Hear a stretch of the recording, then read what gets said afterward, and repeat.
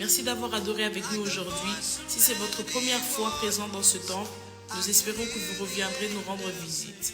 Et si vous n'avez pas d'église locale, nous vous invitons à faire de mieux à votre église locale. Merci et que Dieu vous bénisse.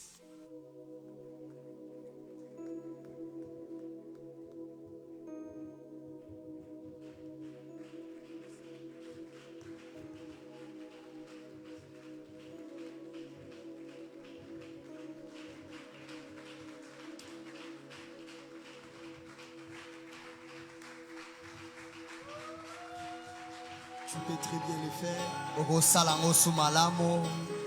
Est-ce que quelqu'un peut se tenir debout, acclamer le Seigneur et pousser des cris de joie? Est-ce que tu peux encore très bien le faire? Est-ce que tu peux très bien le faire ce matin? Non, je ne t'entends pas. Est-ce que quelqu'un peut pousser des cris de joie?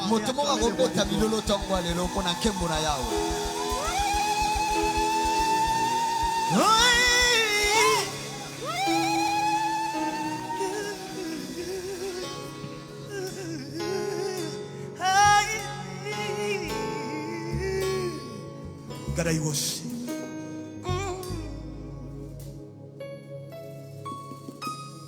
Mélodie de musicien.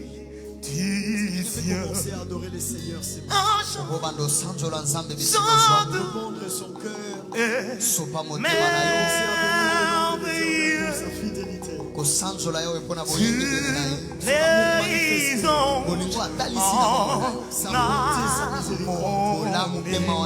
Sa spiritualité, tu l'as déployée toute la semaine.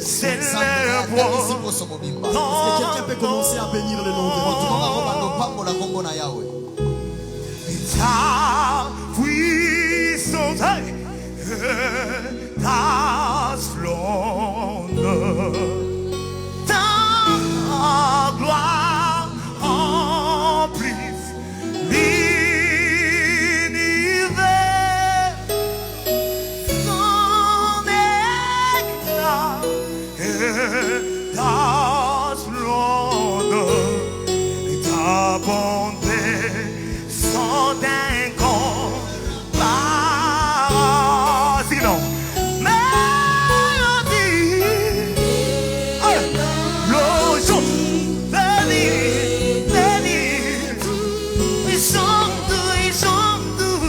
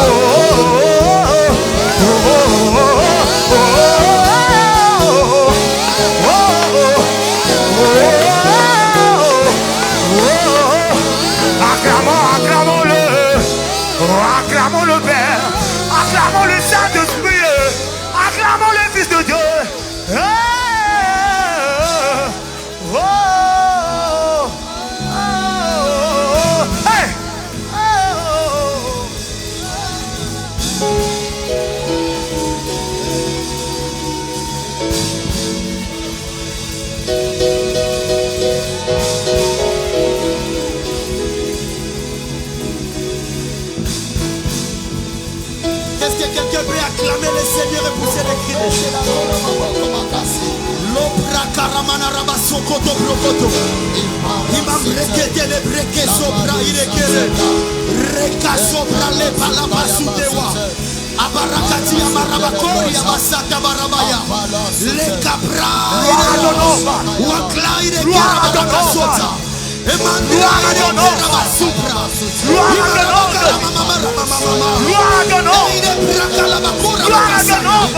Eclaya Mary Askeli de Carasera Lo sopra de Clabra Marabosa Delia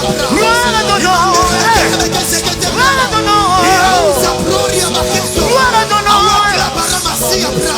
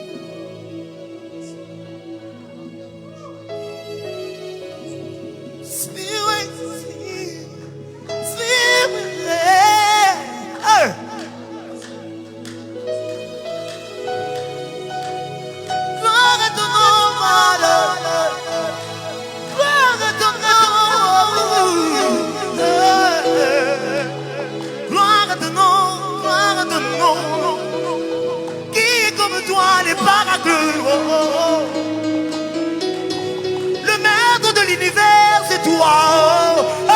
Le Dieu adorable et le Dieu vénérable, c'est toi.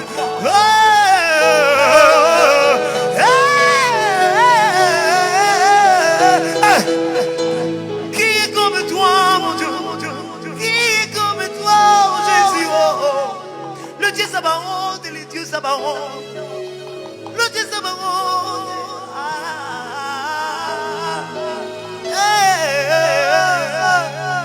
Car il est glorieux,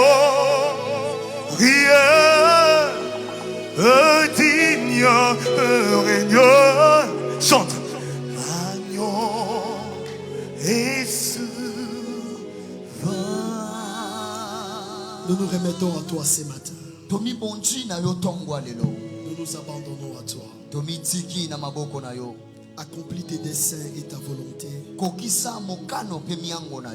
dans la vie de ton peuple ce matin. Rencontre une personne. La Bible déclare: ce n'est pas vous qui m'avez choisi, mais c'est moi qui vous ai choisi, afin que vous portiez des fruits. Ce matin nous sommes venus parce que tu nous as choisis. Nous nous remettons totalement à toi. Emporte-nous, embrase-nous, inonde-nous, révèle les mystères de ta royauté, de ta déité et de ton autorité. La Bible déclare: les yeux de l'Éternel parcourent toute la terre. Laisse que par tes yeux nous voyons, et que par ton esprit nous prophétisions et annoncions les oracles de Dieu. La Bible déclare: c'est poussé par l'esprit que les hommes ont parlé de la part de Dieu. Sous la conduite de ton esprit, laisse-nous parler de ta part. Je me remets l'interprète et moi-même entre tes mains. Et tous ces peuples qui nous suivent ici, présents et en ligne, entre tes mains.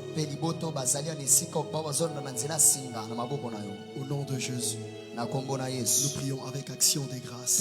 Et nous t'offrons nos offrandes d'acclamation.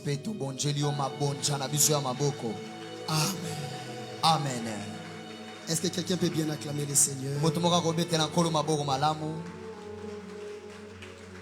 Amen. Amen. Amen. Nous allons reprendre nos places.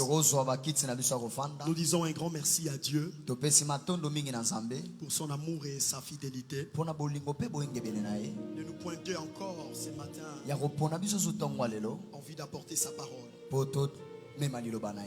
Un grand merci à notre Dieu. Disons aussi un grand merci à notre papa qui nous suit, Daddy Moses. Ça, je ne cesserai de le dire. Merci beaucoup, papa, pour cette opportunité, cette faveur que vous nous accordez de nous tenir du haut de la chair en vue d'apporter la parole au peuple de Dieu. Et à toute l'assemblée, je vous dis merci de votre soutien, de votre présence ce matin. Que Dieu vous bénisse abondamment. Et j'aimerais aussi accueillir un homme qui m'est cher ce matin. Et même dire des personnes. Il y a le prophète Élisée Ngoï. Il va juste balancer la main. Il est un frère et un bon ami pour moi. Depuis quelques années déjà, le Seigneur nous a mis ensemble. Et ce matin, je suis honoré et béni. Il y a aussi une sœur à moi, Nancy Bahati, qui est là ce matin. Et je bénis le Seigneur pour sa présence. Alors, depuis le mercredi, nous sommes en train de parler de la spiritualité. S'il faut faire une petite révision par rapport à ce que nous avons dit le long de la semaine, le mercredi, nous avons établi le fondement. Nous avons parlé de la spiritualité comme le monde de Dieu, la science de Dieu, la science qui va au-delà de la portée humaine. Nous avons défini la spiritualité comme la sagesse de Dieu. Nous avons montré que Dieu opère tout par sa haute sagesse. Et la sagesse de Dieu n'est pas ce que nous pensons comme sagesse. La sagesse de Dieu, c'est sa capacité à amener à l'existence ce qui n'existe pas. C'est sa capacité à résoudre ce qui va au-delà de l'intelligence et de la pensée de l'homme. Et cette sagesse-là, c'est ça sa spiritualité. Et c'est de la spiritualité qui vient tout ce qui existe comme visible et invisible. Alors nous avons parlé de la sagesse de Dieu selon Luc 11. Où la Bible déclare, Dieu dit dans sa sagesse, je vous envoie des prophètes et des apôtres. Nous avons montré combien quand Dieu veut commencer une nouvelle lignée, soit traiter l'affaire de toute une lignée, il passe par les prophètes et les apôtres. Ou encore il passe par un homme de Dieu, vu de fixer les problèmes de la lignée. Le vendredi, nous avons touché un aspect très important où nous étions vraiment assis sur la lignée. Nous avons montré comment lorsque le monde a été corrompu, Dieu a voulu sauver le monde. Mais pour sauver le monde, Dieu s'est choisi un homme, Abraham. Nous avons dit il n'y a pas de bénédiction sans Abraham. Dieu a dit à Abraham, toutes les familles de la terre seront bénies en toi. Ceci revient à dire si Abraham ou en dehors d'Abraham il n'y a pas de bénédiction. Si vous voulez être béni, vous devez appartenir à l'alliance d'Abraham. Nous avons défini ou nous avons démontré combien Abraham était prophète et à travers de lui Dieu a commencé une nouvelle lignée. Parce que depuis le jour où l'homme avait péché, le problème de Dieu n'était pas seulement de sauver l'homme, mais le problème de Dieu était d'établir une lignée afin de restaurer sa pensée qui était en Éden. Et au travers d'Abraham, Dieu a fait cela. Nous avons su toucher l'œuvre de la croix, parce qu'Abraham, Dieu l'a fait pour Israël. Mais c'est au travers de la croix que Christ a introduit le monde entier. Les gens de toutes tribus, de toutes langues ont envie d'être bénéficiaires de cette alliance. Et c'est là au travers de son sang. Alors ce matin, je vais clôturer sur la spiritualité. Disons, je vais clôturer mon échéance de prédication sur la spiritualité. Parce que je crois de tout cœur qu'on ne peut pas clôturer ce que l'Esprit enseigne à son Église. Car l'Esprit peut nous parler au-delà de ces quatre murs et nous enseigner en profondeur par rapport à ces choses. Alors ce matin, j'ai développé un sous-thème. Comment élever sa spiritualité? Nous avons abordé la question de la spiritualité les mercredis et les vendredis. Nous avons montré combien Dieu opère dans la spiritualité. C'est la sphère spirituelle la plus élevée. C'est le sommet de tout. Et c'est là même que Dieu prend son origine. Parce que Dieu est esprit. Il ne sort que de la spiritualité. Et ce matin, maintenant puisque la spiritualité de Dieu est venue vers nous, nous voulons apprendre comment élever sa spiritualité en vue d'opérer comme de Dieu sur terre. Amen. Amen. Alléluia. Amen. Est-ce que nous sommes là ce matin? Alors nous allons prendre nos Bibles et nous allons lire notre passage de base, Jean chapitre 3, 5 à 6. Pour ceux qui écrivent, vous allez également prendre Apocalypse chapitre 8, le verset 10. Hébreux 5, 12. Hébreux 7, 1 à 10. Et Genèse 4, 1 à 4. Alors nous lisons au nom de Jésus, nous sommes debout, nous allons honorer la parole. La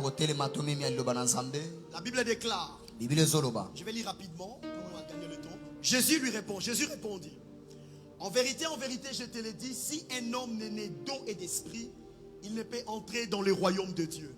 Ce qui est né de la chair est chair, et ce qui est né de l'esprit est esprit. Nous allons reprendre nos places. On va nous balancer Apocalypse 5, 8 à 10.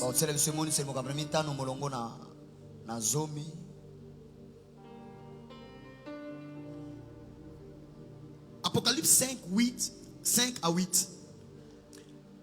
Quand il y prit, Apocalypse 5, 8 à 10.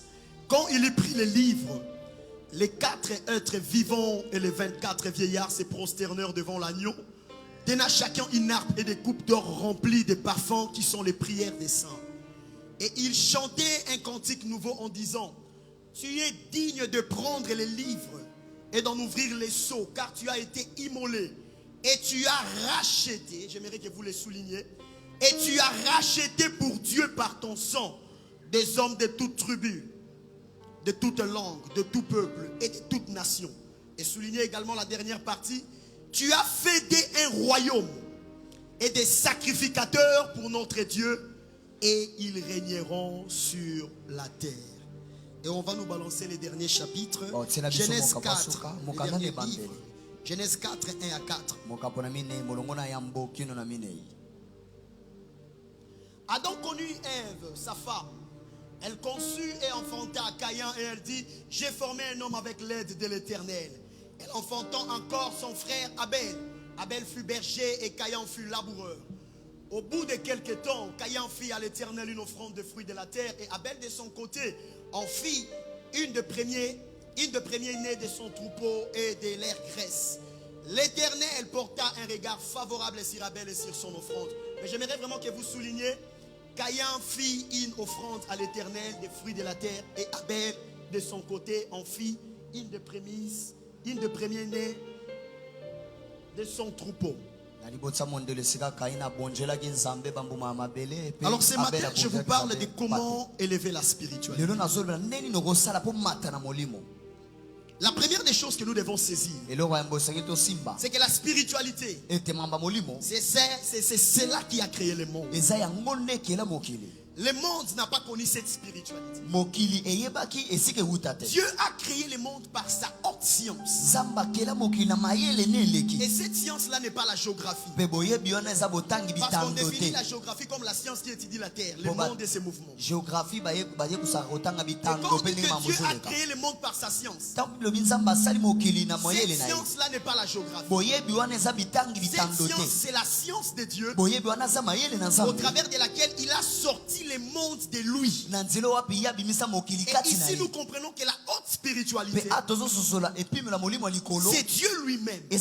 Car tout est sorti de lui. Le monde est sorti de lui. Au premier jour lorsqu'il créa, il dit que la lumière soit. D'où venait cette lumière? La lumière était venue de lui-même. C'est parce que Dieu est lumière que la lumière est sortie de lui. La lumière est sortie de sa spiritualité. Et elle est devenue concrète et réelle. Tout ce que Dieu créait en déclarant, cela sortait de sa spiritualité et prenait forme. La spiritualité n'est pas seulement la capacité de Dieu à sortir des choses de lui, mais c'est aussi la capacité de Dieu à matérialiser ce qui sort de lui. Voilà pourquoi je voudrais d'abord dire à quelqu'un en introduisant, tout ce que Dieu t'a dit, puisque c'est sorti de lui comme promesse, il y a aussi en lui la capacité de rendre concret ce qu'il t'a dit. Voilà pourquoi Dieu ne s'arrête pas seulement à déclarer des choses sur nos vies, mais il les amène jusqu'à leur accomplissement. Parce qu'en lui, il y a une capacité non seulement à appeler des choses, mais aussi la capacité à rendre palpable ce qui est spirituel. Tout ce que Dieu t'a promis, tout ce que Dieu a déclaré sur ta vie prendra forme. Et c'est là au nom de Jésus.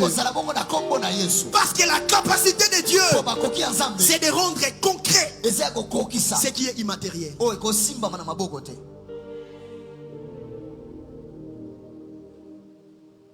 Quand Dieu disait que la terre produise de la verdure, que les animaux paraissent, ils sortaient d'où?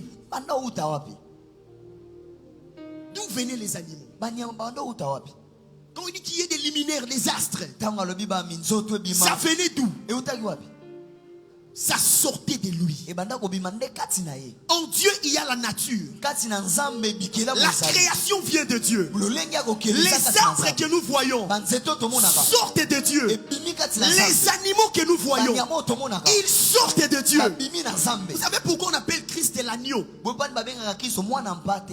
Les agneaux que nous voyons sur la terre sortent de lui parce qu'il est lui-même l'agneau. Dieu, nous l'appelons les lions parce que les lions que nous voyons sur la terre sortent de lui.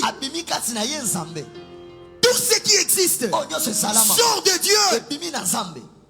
Tout ce que tu peux posséder et ce que tu ne peux pas posséder sort de Dieu.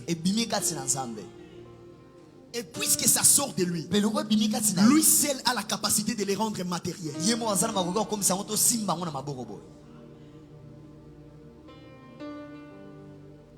Amen.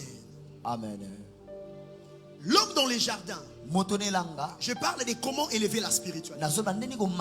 Lorsque Dieu a créé l'homme, l'homme était le fruit de la spiritualité de Dieu. Parce que Dieu a dit, créons l'homme à notre image, selon notre ressemblance. Mais l'image et la ressemblance de Dieu, c'est dans l'invisible, parce que Dieu ne le voit pas. Ça veut dire l'homme est la matérialité de Dieu. Dieu étant spirituel, il a manifesté sa spiritualité ou son caractère invisible en créant un autre vie, un être visible qui le ressemble. Dieu est invisible, mais de lui est sorti un être visible. Et c'est ça l'homme. Ça veut dire l'homme dans les jardins incarnait la spiritualité de Dieu. Parce qu'il était l'expression visible d'un homme ou d'un être qu'on ne voit pas. Adam, à lui seul, permettait à la création de voir Dieu. Il permettait à l'univers de contempler Dieu. Il permettait à la création, à tout ce qui était dans les jardins et dans les environnements, de contempler, de voir la gloire de Dieu. Voilà pourquoi le jour où l'homme a péché, la Bible déclare la révélation Adam avec un ardent désir, la manifestation des fils de Dieu. Or les fils de Dieu révèlent Dieu. Ça veut dire quand l'homme a péché, l'univers était en manque de Dieu. Les mondes ne pouvaient plus voir Dieu parce que Dieu s'était séparé d'avec l'homme. D'où il fallait qu'un travail de rédemption et de restauration soit fait afin que le monde voie à nouveau le Dieu qui marchait autrefois en Éden. Quand l'homme l'homme a péché, puisque dans les jardins, la vie de l'homme était une vie surnaturelle. Une vie surnaturelle. Et lorsqu'il a péché, Dieu les chasse du jardin. Autrement dit, il prive l'homme du surnaturel. Et quand Dieu chasse l'homme du jardin, il l'envoie dans la terre, sur la terre. Va cultiver la terre. Mais la terre où Dieu envoie l'homme est une terre que lui-même Dieu avait maudite. Souvenez-vous, lorsque l'homme a péché, Dieu a libéré des malédictions. Il a d'abord maudit les serpents. Ça ne m'intéresse pas. Il a maudit l'homme. Quand il a maudit l'homme, il a dit des choses. Il dit, tu mangeras par la sueur de ton front. Et la terre te produira des épines. Ça, c'était la malédiction de la terre. Il y avait la malédiction sur l'homme. Et il y avait aussi la malédiction sur la terre. Mais il a aussi maudit la femme. Il dit, j'augmenterai la douleur de tes souffrances. Tu enfanteras avec douleur. Ça veut dire qu'il y a des choses que Dieu a introduites au travers de la malédiction. La contraction ou les douleurs de la contraction et les fruits de la malédiction que Dieu a prononcé sur la femme. Ça veut dire autrement, la femme pouvait accoucher sans douleur. Mais au nom de la malédiction, les douleurs des contractions se sont attachées à elle. La sueur, l'homme pouvait manger. Parce que dans Éden, Adam mangeait. Mais dans cette fois-ci, Dieu lui dit, tu mangeras par la sueur. C'est-à-dire la sueur était aussi les résultats de la malédiction. Quand l'homme transpire, il se bat pour sa vie. C'est une forme de malédiction. Dieu l'a soumis à un style de vie qui ne lui appartenait pas en Éden. Et puis il est sorti du contexte du surnaturel. Là c'est la chair qui commence à travailler.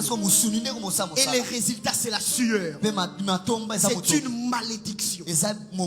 Voilà pourquoi Dieu a dit. Je vais dire quelque chose de sensible. Au 8e jour, on devrait présenter l'enfant au temple et les circoncire. La présentation là, c'était une façon de couvrir la malédiction. D'où venait la malédiction? La malédiction venait par la sueur. La sueur qui émanait de l'accouplement. Parce que quand il y avait accouplement de l'homme et de la femme, ou quand il y a accouplement, il y a la sueur, malédiction. Voilà pourquoi David est en train de dire dans le psaume 51, ma mère m'a conçu dans le péché. Ça veut dire déjà dès les géniteurs ont la pensée de concevoir. L'enfant vient par la sueur. C'est la malédiction qui accueille les gènes. C'est la malédiction qui accueille la sémence. L'homme est conçu dans la malédiction. Et de deux, lors de l'accouchement également, pour sortir du sein maternel par les douleurs de la contraction, c'est la malédiction. Parce que les douleurs de la contraction sont les fruits de la malédiction que Dieu a prononcée sur la femme. Alors il fallait enlever cette malédiction. Voilà pourquoi Dieu a dit à Moïse, au 8e jour, on doit présenter l'enfant. Et on doit circoncire l'enfant. C'était une façon d'enlever ou de couvrir cette malédiction. Pourquoi le 8e jour? Parce que le chiffre 8 c'est le chiffre de la récréation. Dieu a travaillé pendant 7 jours. Et les 8, et vous allez même voir dans l'arche de Noé, ils sont sortis au nombre de 8. Et c'est avec ces 8 que Dieu a récréé un nouveau monde. Ça veut dire le 8e jour, Dieu introduit l'enfant dans un processus de récréation où il est épargné de la malédiction. Mais ça, ce n'est pas mon problème. Des deux, Dieu a dit, a maudit la terre. Il a dit, quand tu sèmeras, la terre te produira des épines. Or, quand tu sèmes, c'est l'image du travail. Et quand tu récoltes, c'est l'image du salaire. Or, toi, tu sèmes les fruits, mais tu récoltes les épines. Ça veut dire le salaire de l'homme. le salaire de l'homme correspond aux épines. Tout ce que l'homme peut gagner comme salaire, c'est une forme d'épine. Voilà pourquoi aucun homme n'est jamais devenu riche grâce à son salaire. Le salaire vous permet de tomber dans l'avidité. Ça vous pousse à vouloir gagner plus, à travailler dur et à donner le meilleur de vous. Mais vous, en réalité, vous ne bénéficiez pas. Salomon a dit, j'ai travaillé, j'ai fait des champs, mais à la fin j'ai vu vanité de vanité. Pourquoi? Le salaire est aussi une forme de malédiction. Maintenant, pour enlever la malédiction dans votre salaire, Dieu a installé ou a instauré la loi de la dîme. C'est-à-dire, lorsque vous donnez la dîme, puisque votre salaire a des épines, vous ne pouvez pas marcher sur les épines. Vous ne pouvez pas construire sur les épines, parce que vous allez perdre les sangs. Vous allez vous blesser. Alors Dieu a placé la loi. Vous devez donner la dîme. En donnant la dîme, Dieu enlève les épines et ça vous reste. C'est avec quoi vous pouvez faire votre vie. Mais ça aussi, ce n'est pas mon problème. J'entre dans les bains de mon message. La Bible déclare quand Dieu chasse l'homme. J'ai dit ceci pour expliquer la malédiction, les contextes des malédictions dans lesquels l'homme s'est retrouvé. Quand l'homme sort du jardin, il est banni de la spiritualité de Dieu. Il ne jouit pas de la rosée des cieux. Maintenant, il commence à subir les conséquences de la malédiction.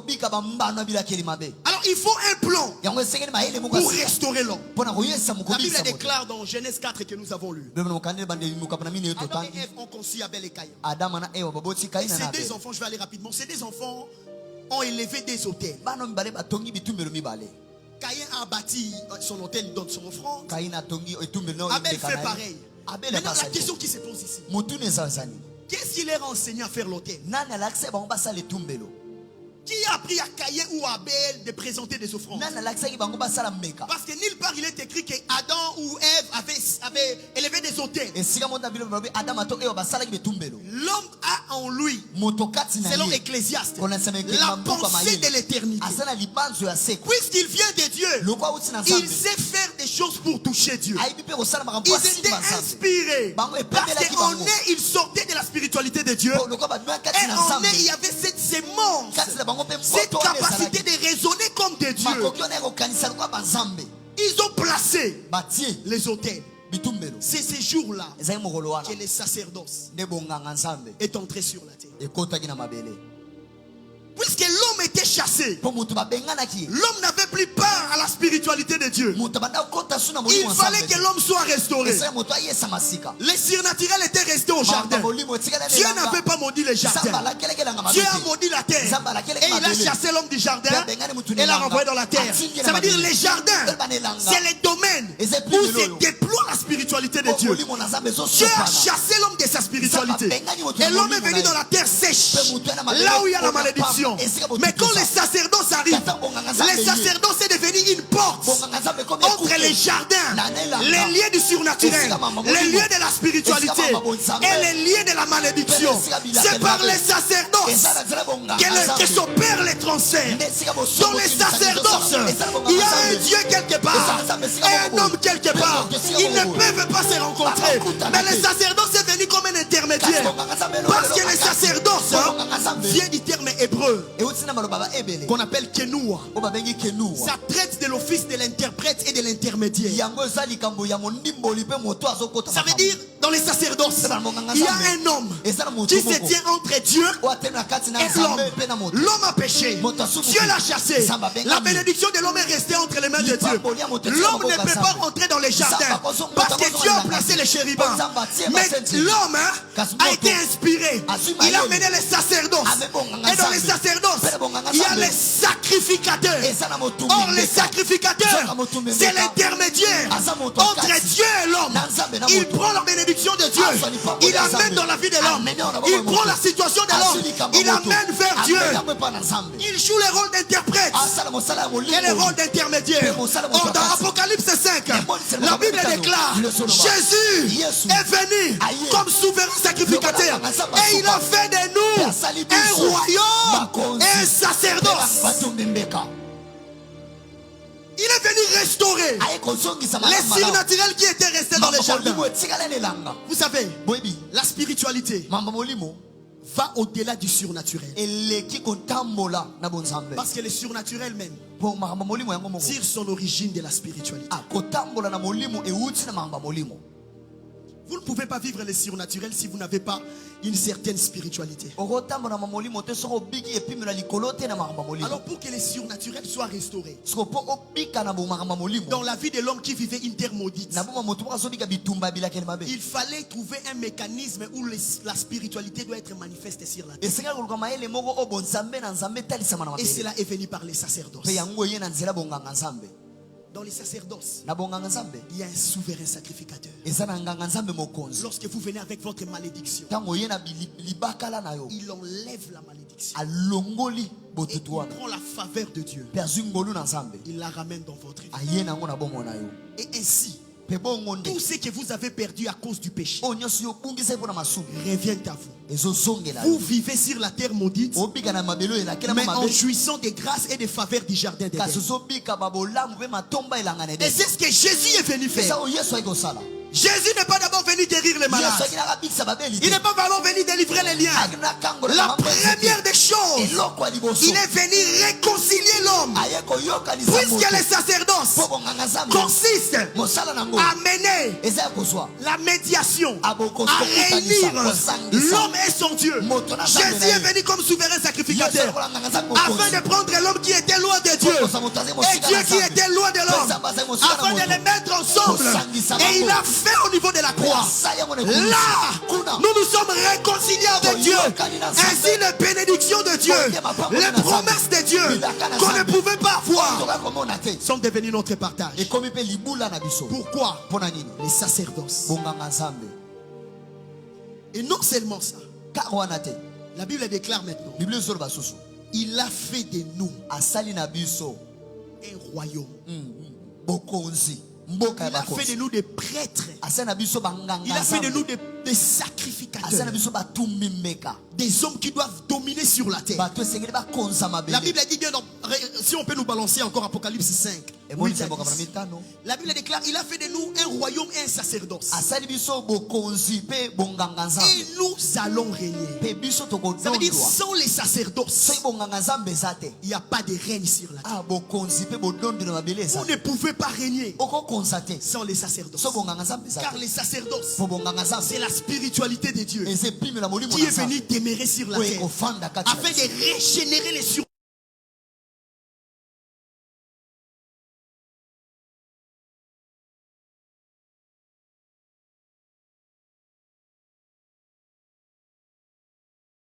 Amen. Aide-moi à acclamer les seigneurs. Mais il existe des principes. Je vais aller rapidement pour entrer vraiment dans les bains et nous allons finir. Il existe des principes. Savez-vous pourquoi Abel était mort? Abel n'est pas mort seulement parce que son frère l'a tué. Abel est mort parce qu'il a initié les sacerdoces. Le principe du sacerdoce est un principe selon lequel la personne qui l'initie doit perdre sa vie. Parce que la force du sacerdoce, c'est le sang. La force du sacerdoce, la force de l'autel, c'est l'offrande, c'est le sang. Le sang doit couler pour qu'un sacerdoce reste vacant. Dieu n'avait pas à créer les sacerdoces de Caïn. Dieu n'avait pas à créer l'offrande de Caïn. Pourquoi? Parce qu'il n'y avait pas de sang. Il a donné les fruits.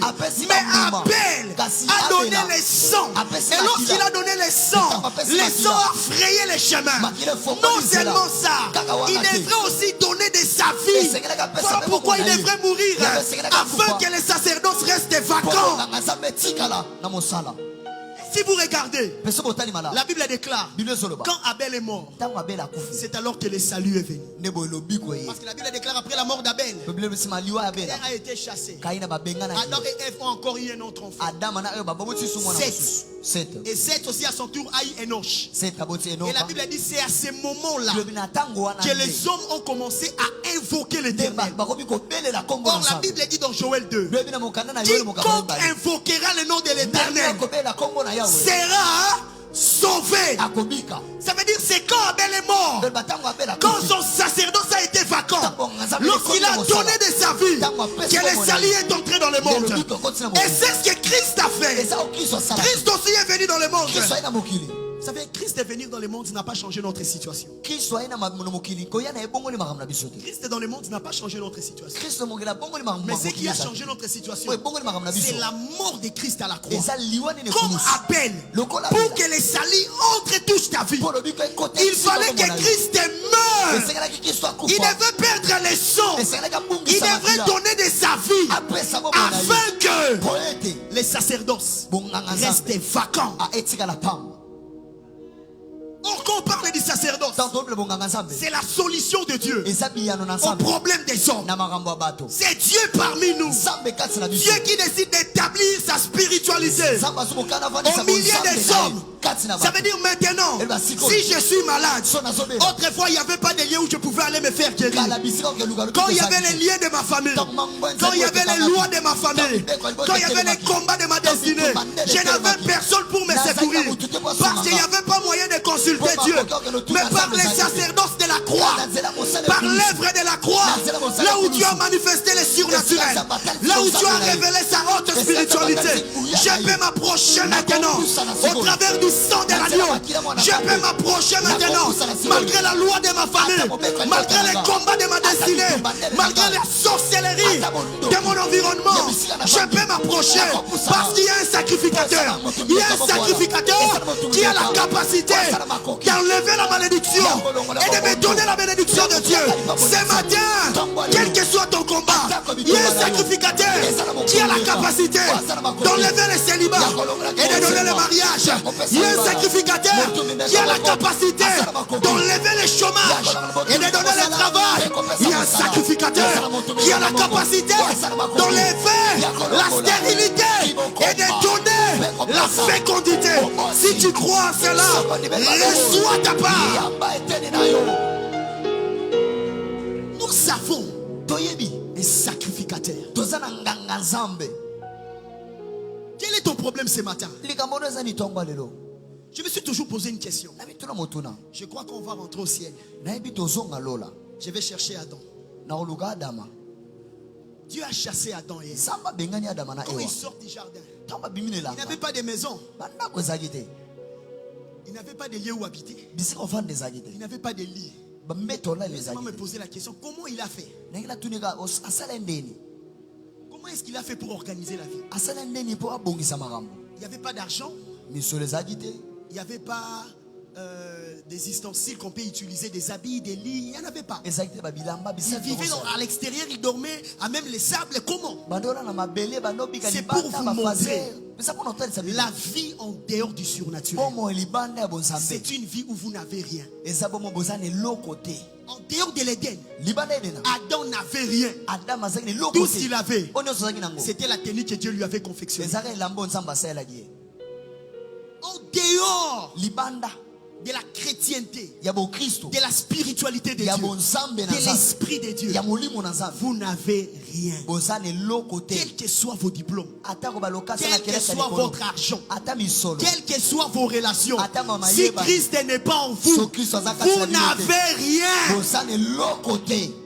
Amen. Quelle que soit la célébrité, quel que soit le matériel, si vous n'avez pas Jésus en vous, vous n'avez rien. En dehors du jardin, Adam n'avait rien. Il a fallu encore l'intervention de Dieu. Les sacerdoces, la solution de Dieu pour les problèmes de l'humanité. L'homme étant chassé, il ne pouvait plus jouir du surnaturel. Il ne pouvait plus jouir du surnaturel. Mais Dieu, dans sa bonté, par sa fidélité, il a secouru l'homme. Les sacerdoces, c'est le déploiement de Dieu dans l'univers. C'est au travers du sacerdoce que Dieu se révèle aux hommes. C'est au travers de l'œuvre de la croix qui est la manifestation du sacerdoce le plus élevé. Que Dieu s'est manifesté sur la terre. Alors je vais parler pendant 15 minutes et je vais finir.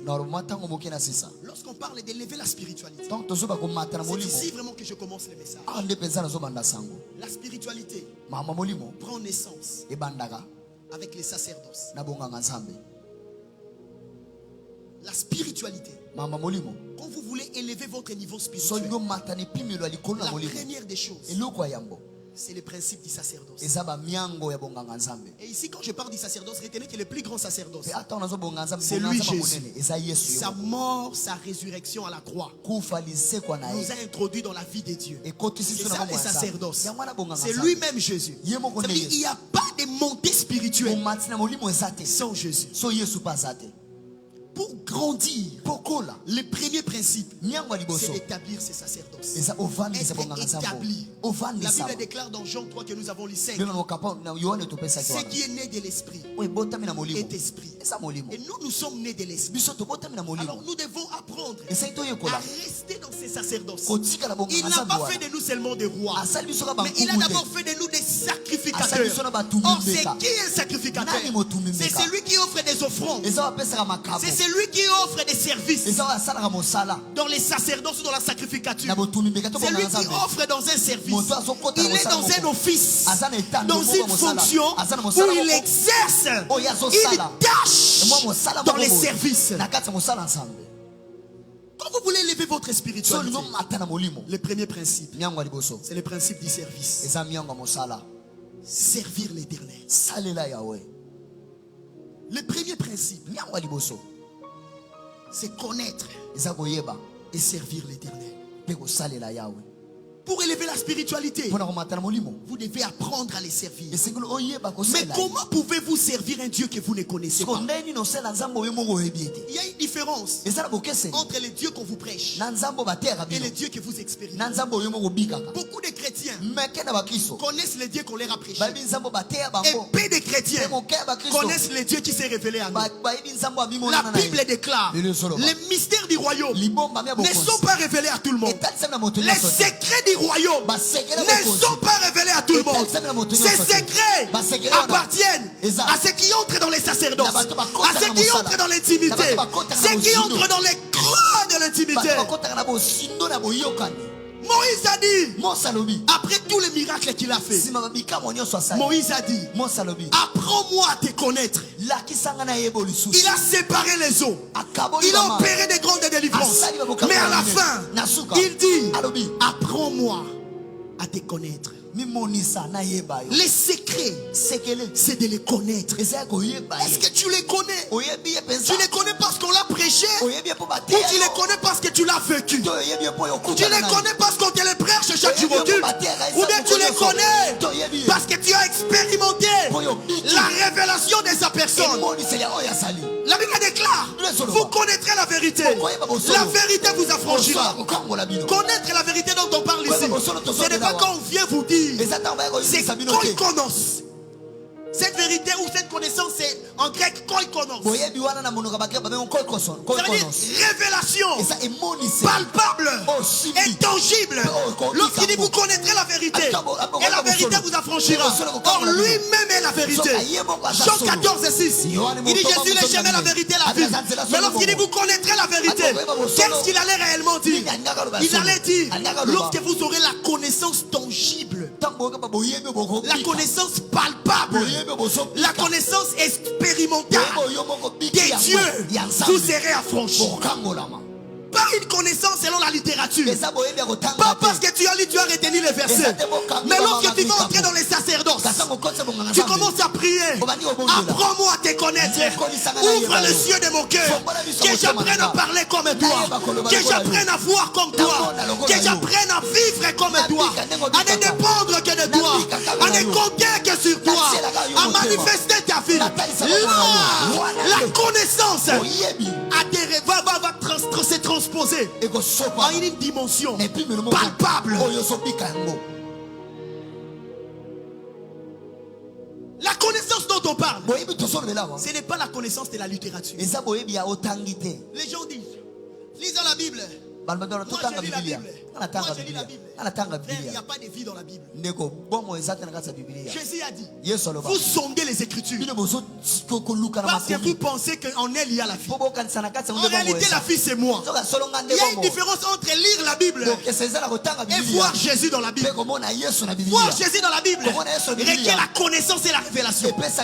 Non, requiert plutôt la révélation. Et c'est cette révélation qui amène la connaissance de Jésus. Lire la Bible ne te changera pas. Mais la révélation de Jésus dans la Bible va transformer ta vie. Le temps est arrivé d'entrer dans les sacerdoces, de renoncer à la distraction, d'abandonner les futilités. Entrer, envie de les connaître, envie de les connaître. Passer du temps avec lui, apprendre à parler, apprendre à entendre, apprendre à comprendre, apprendre à agir et même à réagir comme lui. Et lorsque nous allons atteindre cette dimension, la spiritualité va changer. Vous allez constater la qualité et la fréquence même de vos rêves va changer. Vous aurez des précisions dans votre façon de rêver. Vos requêtes de prière vont changer. Vous ne serez pas là seulement en train de prier, Seigneur, nous te disons merci. Seigneur, aie pitié de nous, que ton sang nous sécurise. Non. Il y aura des nouvelles requêtes. Des requêtes inspirées par l'esprit. Je me souviens, j'étais en train de prier à Mangengeng l'année passée. Arrivé à 1h du matin, le Seigneur m'a dit arrête. Reste calme. Je suis resté calme. J'entendais les gens prier. Il m'a dit écoute attentivement. Seigneur, l'onction. Seigneur, la puissance dans mon appel. Seigneur, mon enfant. Seigneur, mon travail. Seigneur, mon ministère. Tu m'as dit tu as entendu. Qu'est-ce que tu as compris? Seigneur, ils ont besoin de la puissance. Ils demandent des choses. Dieu m'a dit, est-ce que vous n'avez que ça à me demander? Ce jour-là, Dieu a changé ma façon de vivre. Et jusqu'aujourd'hui, j'ai pris différent. Il m'a dit, ouvre les Écritures. Il dit, vois ici, Christ a parlé. Les gens ont dit, jamais homme n'a parlé comme lui. C'est une grâce. Tu peux aussi me demander cette grâce. La grâce de parler comme jamais homme n'a parlé. Quand tu parles, la Bible a dit quand Christ est parlé, les paroles de grâce sortaient de sa bouche. Il était frappé par sa doctrine. Au milieu de ce qui se passe à l'église du Congo, on entend des prédications partout. Mais il manque une certaine profondeur. Mais quand il t'accorde la grâce de parler comme jamais homme n'a parlé, la grâce de parler comme lui, qui va toucher les cœurs. Tu n'auras pas besoin de faire de longs discours. Tu diras 2-3 mots. Les cœurs seront touchés. La Bible déclare Pierre à la Pentecôte. Il n'a pas fait de longs discours. Il a parlé pendant un temps. Les cœurs de 3000 personnes ont été touchés. Lorsque tu apprends à parler comme lui, tu toucheras les cœurs. T'accorder la grâce de chanter comme personne n'a chanté, de prêcher comme personne n'a prêché, de révéler des vérités qui n'ont jamais été dites. Depuis ce jour-là, quand j'ai pris, j'ai dit à Dieu, Seigneur, que je ne prêche jamais ce qui n'a été prêché. Si je dois dire ce que les autres ont dit, c'est que je dois le dire autrement et avec une certaine profondeur. Sinon, je ne vais jamais dire ce qui a déjà été dit. Apporter de nouvelles choses. Et je prie pour ça. Quand la spiritualité monte, vos requêtes changent. Quand vous êtes un enfant, on l'a dit. Quand j'étais un enfant, je parlais comme un enfant, je marchais comme un enfant, j'agissais comme un enfant. Quand la spiritualité aussi est faible, vous opérez comme un enfant. Mais Paul a dit, quand j'ai grandi, j'ai enlevé ce qui est de l'enfance. Quand vous grandissez dans la spiritualité, quand l'enfant demande, ces demandes sont basées sur les futilités. Apportez-moi des chocolats, apportez-moi des jouets. Mais quand l'enfant grandit, il sait qu'est-ce qu'il peut demander à son père. Quand il est encore enfant, il peut avoir besoin de quelque chose. Il fait des tournures. Au lieu de parler, il fait des tours. Mais il y a quoi? Et c'est le problème de beaucoup de chrétiens. Quand ils entrent dans les lieux secrets pour la prière, ils ne savent même pas de quoi ils ont besoin. Il ne sait pas lui-même identifier son besoin. Il commence à parler, Seigneur, tu veux quoi? Mais quand la spiritualité monte, l'esprit vous inspire. Parce que Dieu sait de quoi vous avez besoin. Il vous inspire des requêtes. Il vous inspire des chants. Il vous inspire des cantiques que personne n'a chanté. Voilà pourquoi la Bible déclare: vous chanterez un chant nouveau. Oh, j'ai dit à quelqu'un, tu chanteras à l'Éternel un chant nouveau. Aucun chanteur ne l'a composé. Aucune chorale ne l'a chanté. Parce que la spiritualité montera. Parce que l'état spirituel accélérera à son ascension. Parce que ta manière de comprendre changera. Tu chanteras, tu parleras, tu prieras comme jamais homme n'a prié. Yes. Lorsque la spiritualité monte, la lourdeur vous quitte. Vous levez, être là en train de prier. Vous étiez fatigué après le travail. Mais quand vous mettez à prier, vous sentez une force. Pourquoi? Même la force vient de la spiritualité. À chaque fois que vous serez faible, votre spiritualité va renforcer une force à votre corps et à vos membres afin de demeurer dans les sacerdoces, de demeurer dans le lieu secret. La spiritualité, lorsqu'elle est élevée, elle vous donnera des paroles en l'instant.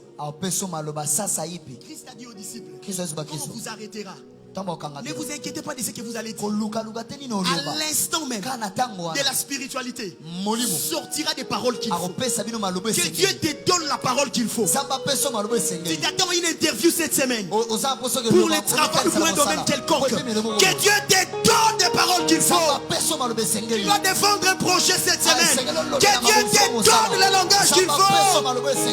Si tu attends à des contrats, à des deals, à des marchés, que Dieu te donne les paroles qu'il faut.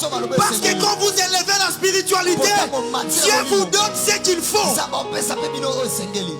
La spiritualité, c'est le domaine des hommes accomplis. Il n'y a pas de tâtonnement dans le monde de la spiritualité. Dans la science des hommes, il y a les tâtonnements. Voilà pourquoi vous allez voir, on parle des courants philosophiques, des courants théologiques et même des courants dans différentes sciences. Il y a tel courant qui soutient que telle thèse est vraie. Un autre courant refuse cela. C'est parce que la science des hommes tâtonne. Mais dans la spiritualité, il n'y a pas de tâtonnement. Même quand tu vois la couleur bleue, si Dieu te dit que c'est vert, accepte que c'est vert. Il a dit à Ézéchiel, lui il voyait la muraille. Mais quand il vient, il est fils de l'homme, perce la muraille. Dans la spiritualité, l'obstacle n'est pas véritablement obstacle. Quand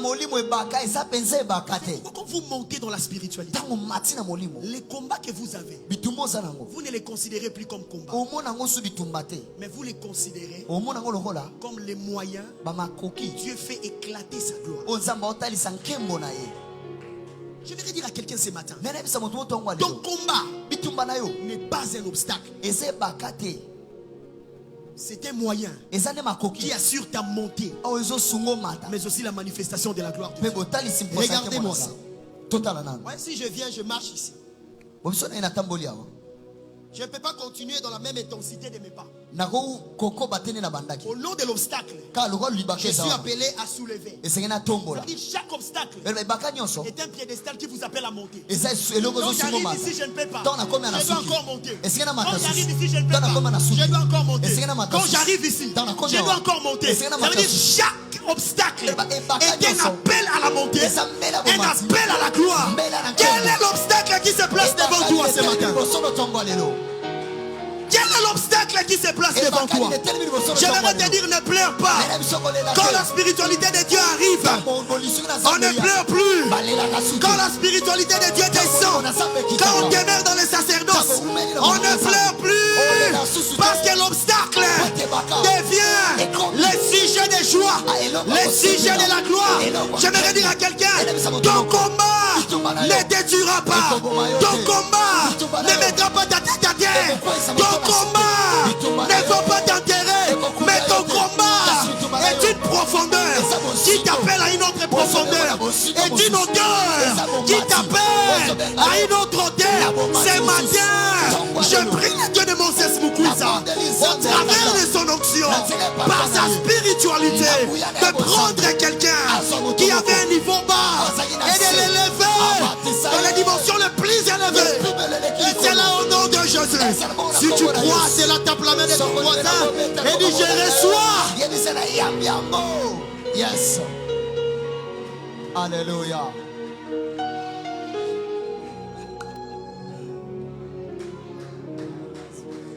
La spiritualité, c'est un monde où rien n'est impossible. En dehors de la spiritualité, vous allez souffrir. Quand votre spiritualité est basse, vous allez souffrir. Quand toutes vos prières sont concentrées seulement sur les besoins physiques, les besoins naturels, vous allez souffrir. Parce que l'homme est un éternel insatisfait. Aussi longtemps que vos besoins sont charnels, vous serez toujours dans l'insatisfaction. Mais la spiritualité, c'est le seul domaine qui satisfait l'homme. C'est le seul domaine qui rassasie l'homme. C'est-à-dire quand vous êtes téléchargé de sa spiritualité, vous êtes complet. Tout ce dont vous avez besoin sortira de vous. Dire quelque chose. À la croix, Jésus a demandé de l'eau. Il avait soif. Il avait soif. Il avait soif. On l'a flagellé. Il a porté la croix. Il marchait à Jérusalem jusqu'à Golgotha. Il dit donnez-moi de l'eau, je sois. On apporte le vinaigre. Or le vinaigre intensifie la soif. Mais puisque Jésus était tellement complet dans sa spiritualité, l'eau pouvait sortir de lui. Voilà pourquoi quand le soldat romain est venu percer les côtés, la Bible déclare l'eau et les sons sont sortis. Ça veut dire c'est que les hommes avaient refusé de lui donner. La spiritualité. Il y avait un dépôt dans la spiritualité qui cachait ce que le monde ne pouvait pas les donner. J'aimerais dire à quelqu'un, ce que les hommes ne te donnent pas, il y a un dépôt dans la spiritualité. Ce que les hommes te refusent dans la spiritualité, tu l'as en toi. Là où les hommes ferment les portes, dans la spiritualité, il n'y a pas de miracle, il n'y a pas de barrière. Ce matin, que ta spiritualité monte, que ce que les hommes te refusent. Puisque la spiritualité, c'est le monde par lequel les choses qui n'existent pas se matérialisent. Laisse que par ta spiritualité, au nom de la spiritualité, qu'est-ce que les hommes ont refusé de te donner? Qu'est-ce que les hommes ont refusé de te donner? C'est que la famille a refusé de te donner. C'est que l'université n'a pas donné. Peut-être tu n'as pas étudié, tu n'as pas fait de longues études, tu ne parles pas bien le français, tu n'as pas de bons amis. On ne connaît pas le nom de ta famille. On ne connaît d'où tu viens. Mais dans la spiritualité, nous avons tous une origine. C'est Dieu notre origine. Nous sommes sortis de lui. Et puisqu'il est grand, il me donnera de la grandeur. Puisqu'il est fort, il me donnera de la force. Puisqu'il parle bien, moi aussi je parlerai bien. Puisque l'or et l'argent l'appartiennent, l'or et l'argent me suivront également. Parce que toutes choses tirent son origine de la spiritualité. Élevons la spiritualité. Élevons la spiritualité. Élevons la spiritualité. Et quelqu'un peut se tenir debout de là où il est. Acclamez. Acclamez. Poussez des cris de joie. Poussez des cris de joie. Aria Kosobro. Rosso Maramana Rababa. Rekete le brassa. La Claya Brenaka. Riaponasa. Ele Brakalawa. Wakata Braya. Ramasobra. Rekete le. Aïsedera. Aria Waklapara, Esabraya, Mandaskaria, Erauza, Marabakora Babaya, Marabakosia Baba, Yanderebebe, Rauza, Waklaparia Mama. Alléluia. Est-ce que quelqu'un peut pousser des cris de joie? Il a fait à la croix. Il est venu élever notre spiritualité. Il est venu nous prendre de la poussière pour nous faire asseoir avec les grands. Il est venu affecter notre spiritualité. Aujourd'hui, c'est le jour de ton salut. Aujourd'hui, c'est le jour de l'éternel. Un jour nouveau, tu chanteras l'éternel. Un chant nouveau, tu chanteras l'éternel. Un cantique à nouveau. Là où les hommes t'ont fermé les portes, la spiritualité va t'ouvrir des portes. Là où les fiancés sont partis, là où le mariage est parti, la spiritualité va ramener. Ne vous inquiétez pas quand les choses quittent votre vie. Ne vous inquiétez pas quand les gens vous quittent. Or, quand les gens vous quittent, c'est un appel au sacerdoce. Parce que dans les lieux très saints, il n'y a qu'un seul souverain sacrificateur qui est. Et quand les hommes s'éloignent de vous, Dieu vous appelle à monter de niveau. Dans la solitude, vous apprenez à grandir. Dans la spiritualité, la Bible dit, les frères de Jephthé l'ont chassé. Ils ont dit, tu n'es pas le fils de notre mère, tu es le fils illégitime de notre papa. Avec une prostituée, tu ne vas pas hériter. On l'a privé de l'héritage d'une famille. Mais la spiritualité l'a donné l'héritage d'une nation. Yes. On l'a privé de l'héritage de la famille. Mais lorsque la guerre est arrivée, on est allé chercher celui qu'on avait chassé. En lui, il y avait quelque chose. La Bible dit il était un vaillant. Il était un vaillant. La spiritualité s'est Jephthé. Lui a donné de la vaillance. Lorsque les hommes l'ont chassé, on l'a privé de la famille. On l'a privé de l'héritage familial. Mais la spiritualité lui a donné l'héritage de la nation. Il est devenu le roi. Il est devenu le roi. Que ta spiritualité ce matin t'introduise à la royauté. Que ta spiritualité ce matin t'introduise dans la destinée. Que la spiritualité ce matin t'introduise dans les mariages. Que la spiritualité ce matin t'introduise. Erakaya.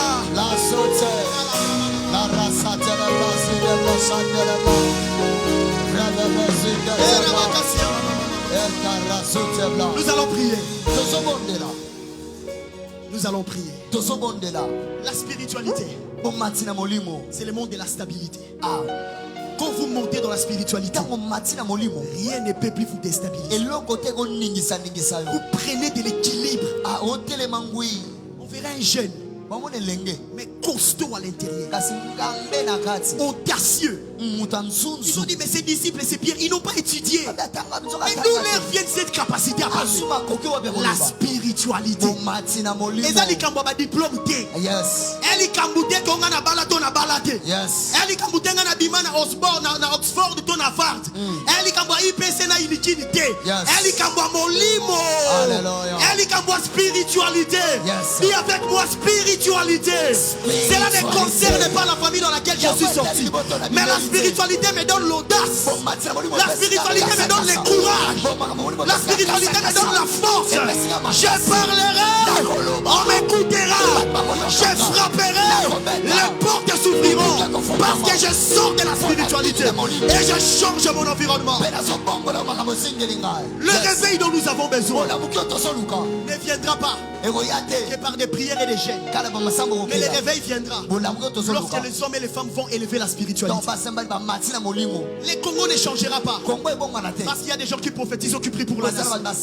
Mais les Congo changera. Parce qu'il y a des hommes d'État, l'Église, les peuples et les chrétiens ont compris que la vie est spirituelle. Il faut d'abord élever la spiritualité en vue de changer l'environnement. Il faut d'abord élever la spiritualité en vue de changer l'environnement. Quand la spiritualité est effective, l'identité change. Il a passé de 0 à 30 ans comme menuisier. Après les baptêmes et les déserts de 40 jours, sa spiritualité a été affectée. Le menuisier est devenu fils de Dieu. Le menuisier est devenu fils de Dieu. Faiseur des miracles. Peut-être ta famille te connaît seulement comme tu es là. Ton entourage te connaît seulement comme quelqu'un qui demande aidez-moi, faites ceci pour moi. Mais quand la spiritualité monte, ça révèle ta vraie identité. Ta destinée prophétique est révélée. Quand il regardait Joseph, il voyait l'enfant chéri de papa, un faiseur de songes. Sa destinée prophétique, c'était un gouverneur. Et quand la spiritualité a monté, l'homme qui était faiseur de songes est devenu le premier ministre. Quand il regardait David, il voyait un éleveur, quelqu'un qui garde les brebis. Mais quand la spiritualité est montée, il est devenu le roi. Quand la spiritualité monte, tu entres dans la destinée. Ce matin, Dieu va t'établir dans la destinée. Là où tu es, tu vas prier. Tu vas dire à Dieu, élève ma spiritualité. Que ma spiritualité monte par la vie de prière. Que j'apprenne à te connaître. Les rideaux qui m'empêchent de te connaître, que ça tombe ce matin. Tu claques les mains. Tu commences à prier au nom de Jésus.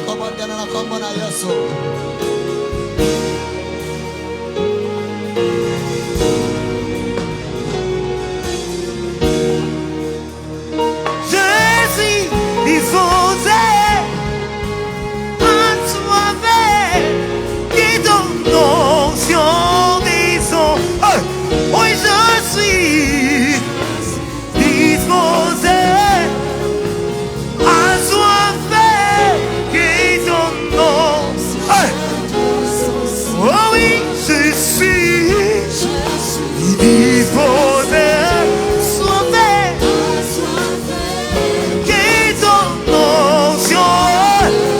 Je suis disposé à sauver. Qui est ton onction? Qui est ton onction? Je suis disposé à sauver. Moi je suis disposé.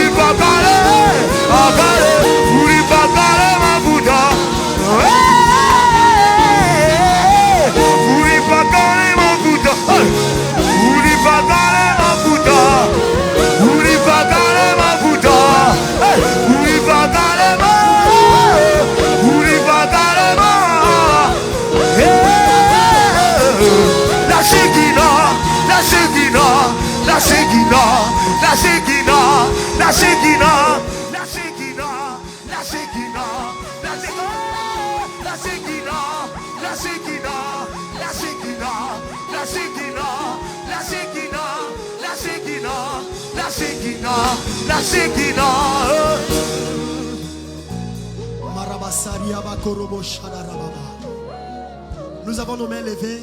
Nous sommes déjà à la fin. Pendant qu'on est en train de prier, je vis dans une vision. Comme une corne. C'était très grande la corne.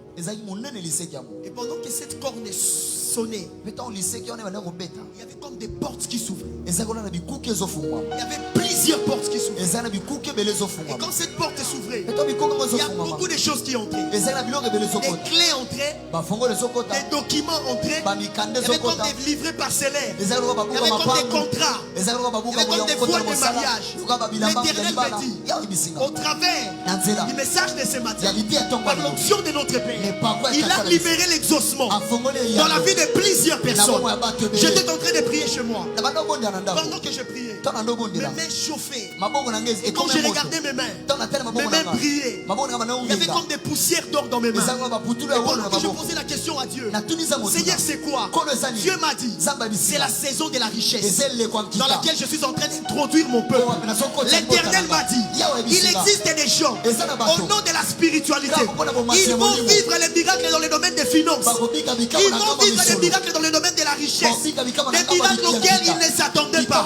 Et pendant qu'on était en train de prier, je voyais ces couples. Je vous ai vu tous les deux les mains vous tenir dans la main. Et je voyais comme l'huile en train de couler. Était en train de couler. J'ai vu des pierres précieuses au niveau de vos pieds. Et l'Éternel m'a dit, votre destinée a commencé le jour où vous avez pris la décision de vous marier.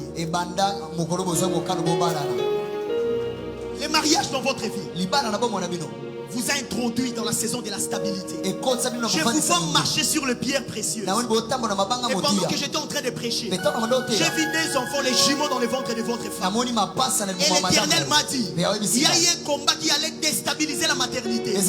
On avait touché à votre sémence, mais la puissance de la spiritualité a restauré la maternité. Je vois les jumeaux. Non seulement que je vois les jumeaux, mais je vois de votre ventre sortiront des hommes de Dieu, des enfants qui vont épargner, des enfants très intelligents. L'Éternel est en train de me dire, aujourd'hui, pendant que je parle, Lou Savera et Keradera Sopaya, Lou Sakasta Clera, Lekina Ibra Costa, Lesamaï de Bra. Je vois l'arc-en-ciel sur vous. L'Éternel me dit, il vous épargne de la loi qui allait amener l'instabilité dans les mariages, un combat qui allait amener l'incompréhension. Parce que je vois dans une vision, elle dormir dans la chambre et vous dormir comme dans les salons. L'Éternel me dit, vous deviez traverser un temps d'incompréhension, mais il y a un arc-en-ciel sur vous. L'Éternel vous introduit aujourd'hui dans une alliance de la stabilité maritale. Vous n'allez pas divorcer, parce que je vois un combat qui relève de ta vie, qui relève de ton côté, pour amener l'instabilité dans les mariages. Mais aujourd'hui, je vois cet arc qui apparaît sur toi. Et ainsi me dit l'Éternel, ton mariage s'instabilise aujourd'hui. Je te vois marcher dans la grandeur et dans la richesse. Je vois comme ton nom sur des affiches, des newspapers, des journaux. L'Éternel me dit, je vais te parler de quelque chose à la fin. Dieu me dit, ce matin, il libère les destinées. Les temps nous feraient défaut. Mais j'aimerais que là où tu pries, tu lèves les mains. Tu vas dire à Dieu ce matin. Tu vas répéter avec moi cette prière. Éternel Dieu. Il est à haute voix. Éternel Dieu. Éternel Dieu, je me présente devant toi ce matin. Je me présente devant toi ce matin. Mon cœur abandonné à toi. Mon cœur abandonné à toi. Mon âme abandonnée à toi. Mon âme abandonnée à toi. Mon esprit abandonné à toi. Mon esprit abandonné à toi. Mes mains ouvertes vers toi. Mes mains ouvertes vers toi. Localise-moi ce matin. Localise-moi ce matin. Affecte mon esprit. Affecte mon esprit. Affecte mon âme. Affecte mon âme. Transforme-moi. Transforme-moi. Affecte ma spiritualité. Affecte ma spiritualité. Que plus rien ne soit comme avant. Que plus rien ne soit comme avant. Et après moi, après ces cultes, ma vie ne sera plus jamais la même. Ma vie ne sera plus jamais la même. Ma famille ne sera plus jamais la même. Ma famille ne sera plus jamais la même. Mon travail ne sera plus jamais le même. Mon travail ne sera plus jamais le même. Je sortirai de ces lieux transformés. Je sortirai de ces lieux transformés. Que ton onction Que ton onction. Localise mes mains. Localise mes mains. Que la richesse. Que la richesse. La grandeur. La grandeur. L'élévation. L'élévation. Obéissent à la voix de cette onction. À la voix de la cette semaine onction. Qui commence. La semaine qui je commence. vais toucher. Je vais toucher. Je vais palper. Je vais palper. Les merveilles de Dieu. Le merveille Ma de spiritualité Dieu. a changé. Ma spiritualité a changé. Au nom de Jésus. Au nom de Jésus. Nous acclamons le Seigneur et nous poussons des cris de joie. Au nom de Jésus.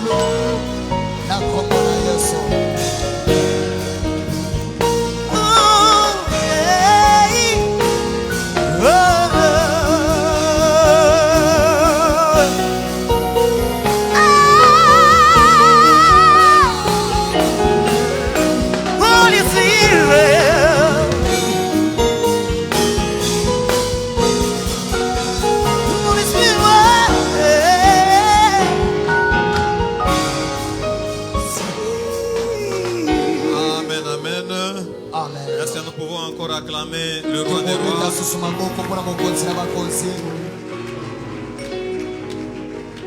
Alléluia. Amen. Amen, amen. Amen.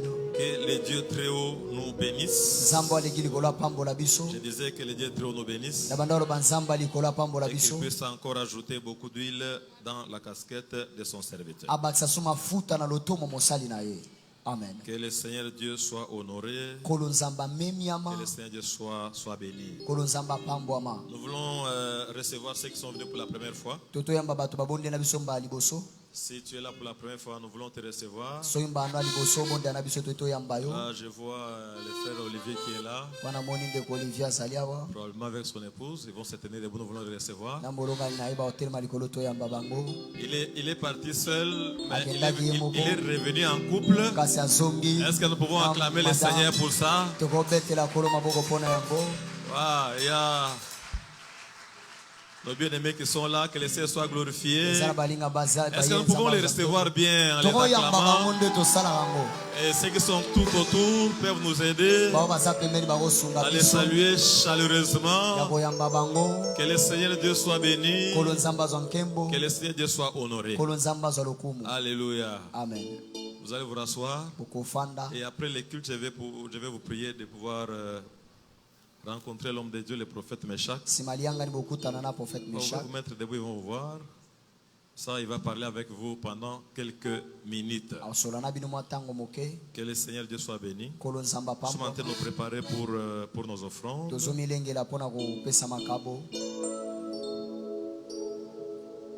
Préparons pour nos offrandes, nous allons prier. Père, nous te bénissons et nous te glorifions. Nous te rendons de multiples de grâce pour ce que tu as fait pour chacun de nous durant toute la semaine. Et il t'a plu de permettre à ce que nous soyons là ce matin pour te célébrer. Voilà pourquoi nous voulons te présenter. Au nom de Jésus-Christ de Nazareth, puissant de Jacob et véritable Dieu, nous offrons. Daigne les agréer ce matin comme un parfum de bonne odeur. Au nom puissant de Christ de Jésus, nous avons ainsi prié avec mes personnes de grâce et nous disons Amen. Nous sommes en train de nous avancer suivant la conduite protocolaire. C'est lui qui est à moi, et plus fort que c'est lui qui est dans le monde. Je ne crains rien. Comment? Plus fort que c'est lui qui est dans le monde. Je ne crains rien.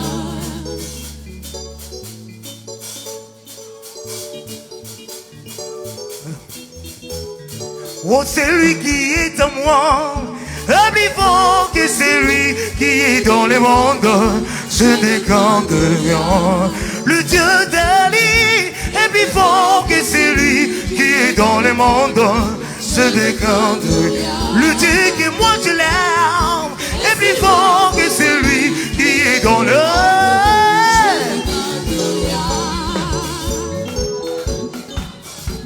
Il est ma victoire, il est ma victoire. Oh, oh, oh, il est ma victoire, il est ma forteresse. Eh, oh, oh, oh, ma fontaine. Il donne la paix. Il donne la paix. Ah, Bisaka et Singo. Oh, Bisaka. Oh, monte mon roi. La victoire est appartient. J'étais célébré tous les jours dans ma vie. Hello, Gesali, yo, yoku mama, yawe nangai, papa, yawe nangai. Hello, Gesali, yo, yoku mama, yawe, yawe, yawe, Shila, uyimba kumba, tumula Yesu, kumba,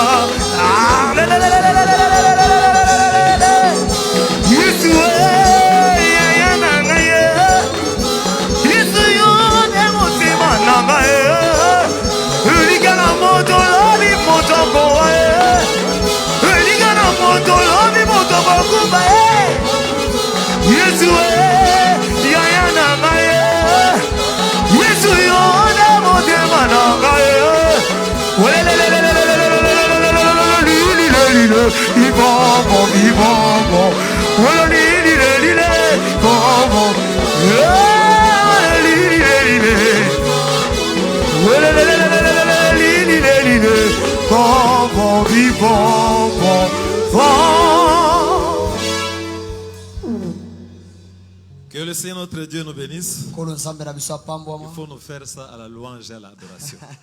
Alléluia. Amen. Que le